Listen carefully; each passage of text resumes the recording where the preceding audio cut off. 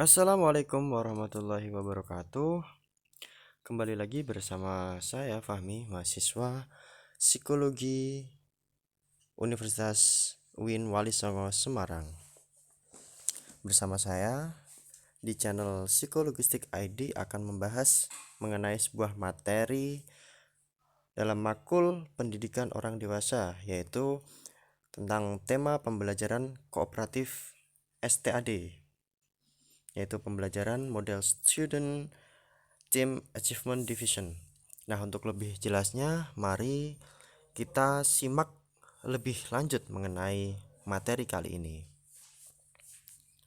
Next, apa sih pembelajaran kooperatif itu?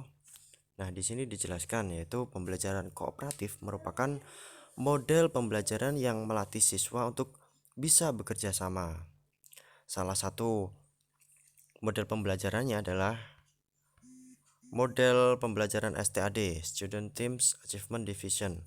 Nah, pembelajaran ini sangat sederhana, efektif, dan banyak digunakan oleh guru.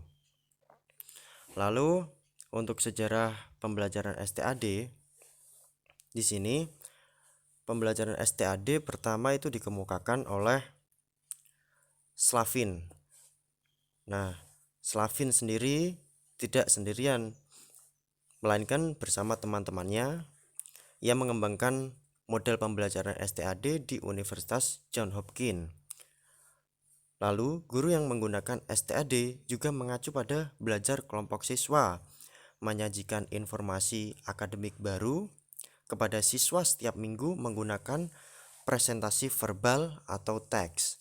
Jadi, seperti yang sering digunakan oleh mahasiswa, yaitu ketika akan menjelaskan sebuah materi, sebelum menjelaskan sebuah materi biasanya dibentuk menjadi beberapa kelompok terlebih dahulu.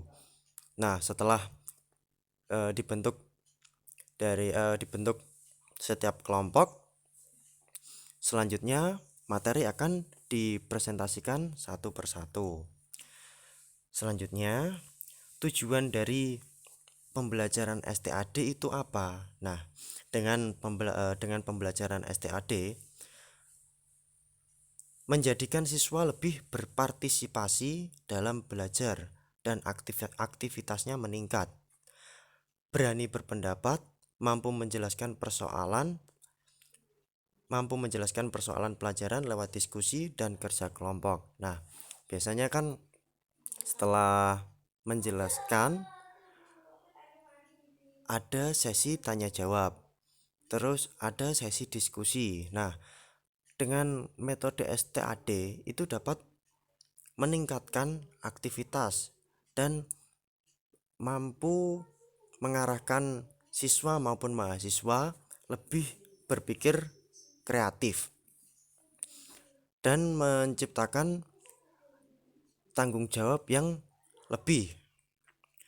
Selanjutnya, Fariha mengemukakan bahwa penerapan pembelajaran model STAD dapat membuat siswa lebih mudah memahami materi pelajaran karena adanya saling membantu antar siswa dalam kelompok, sehingga akan lebih mudah memahami konsep-konsep yang sulit.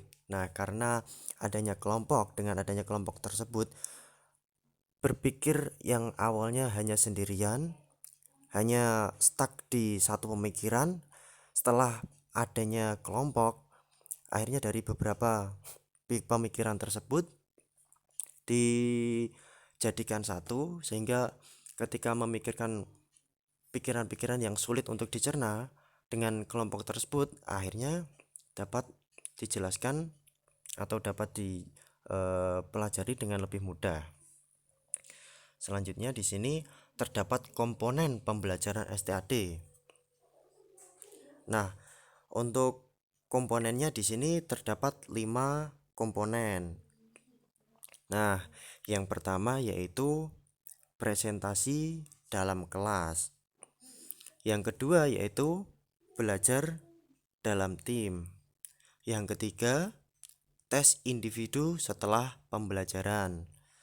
Lalu yang keempat, skor, dan yang kelima, penghargaan tim. Untuk yang pertama, saya akan menjelaskan mengenai presentasi dalam kelas. Baik, presentasi dalam kelas ini maksudnya ketika pembelajaran STAD, yaitu presentasi kelas dalam STAD berbeda dari cara pengajaran yang biasa. Masing-masing kelompok mempresentasikan hasil diskusi kelompok mereka. Siswa atau mahasiswa harus betul-betul memperhatikan presentasi ini karena dalam presentasi terdapat materi yang dapat membantu untuk mengerjakan kuis yang diadakan setelah pembelajaran. Jadi setelah presentasi lalu diadakan sebuah kuis untuk menambah pemahaman dari materi yang sudah dipresentasikan. Lalu yang kedua yaitu belajar dalam tim. Nah, siswa atau mahasiswa dibagi menjadi beberapa kelompok. Tiap kelompok terdiri dari 4-5 orang, di mana mereka mengerjakan tugas yang diberikan. Jika ada kesulitan, siswa atau mahasiswa yang merasa mampu membantu siswa yang kesulitan. Selanjutnya yang ketiga yaitu tes individu. Tes yang dilaksanakan setelah pembelajaran. Jadi ini seperti yang pada nomor poin 1 tadi, yaitu setelah pembelajaran itu akan diadakan sebuah tes untuk meningkatkan pemahaman yang telah didapat dari presentasi. Selanjutnya yaitu skor. Pengembangan individu, skor yang didapatkan dari hasil tes selanjutnya dicatat oleh guru untuk dibandingkan dengan hasil prestasi sebelumnya. Skor tim diperoleh dengan menambahkan skor peningkatan semua anggota dalam satu tim. Nilai rata-rata diperoleh dengan membagi jumlah skor penambahan dibagi jumlah anggota tim. Nah, jadi di sini skor itu untuk melihat progres yang dihasilkan dari pembelajaran model STAD ini. Selanjutnya, yang kelima yaitu memberikan reward atau penghargaan. Setelah dilakukannya presentasi, lalu ada tes-tes. Nah, itu perlu diberikan sebuah penghargaan. Nah, penghargaan ini didasarkan dari nilai rata-rata tim di mana dapat memotivasi mereka. Setiap presentasi yang bagus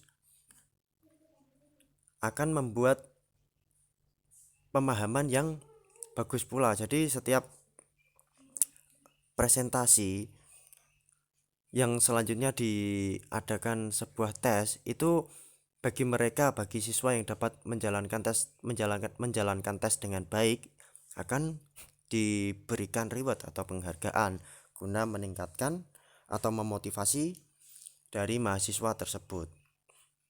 Selanjutnya, di sini terdapat 6 fase yang dapat dilakukan oleh guru dan siswa dalam melaksanakan pembelajaran model STAD.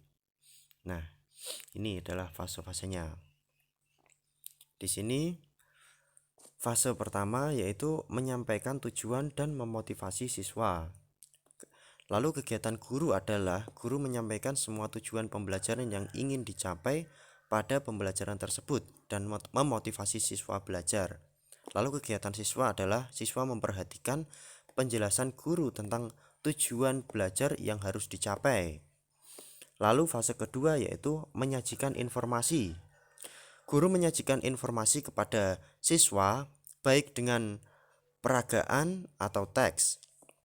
Lalu kegiatan siswa memperhatikan informasi dan penjelasan dari guru secara aktif.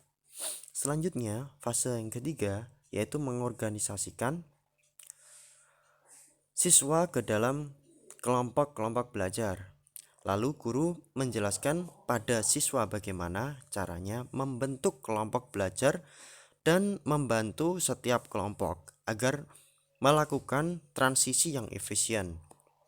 Selanjutnya kegiatan siswa adalah siswa membentuk kelompok-kelompok belajar dengan bantuan dari guru. Lalu yang keempat, fase keempat, membantu kerja kelompok dalam belajar. Di sini kegiatan guru yaitu guru membimbing kelompok-kelompok belajar pada saat mereka mengerjakan tugas. Dan kegiatan siswa mengerjakan tugas yang diberikan guru dalam kelompok-kelompok belajar yang telah dibentuk. Fase kelima yaitu evaluasi. Setelah diadakan sebuah pembelajaran, maka perlu dilakukan sebuah evaluasi. Di sini tugas guru adalah guru mengevaluasi hasil belajar tentang materi yang telah dipelajari atau masing-masing kelompok mempresentasikan hasil kerjanya. Lalu tugas siswa adalah siswa menerima hasil evaluasi belajarnya atau mempresentasikan hasil kerjanya. Yang keenam yaitu guru mencari cara-cara untuk menghargai baik upaya maupun hasil belajar individu dan kelompok. Dan tugas siswa dapat termotivasi untuk belajar dengan adanya penghargaan dari guru. Nah, cukup sekian pemaparan materi dari saya. Jika terdapat kekurangan, mohon maaf sebesar-besarnya. Wassalamualaikum warahmatullahi wabarakatuh. Salam psikologistik.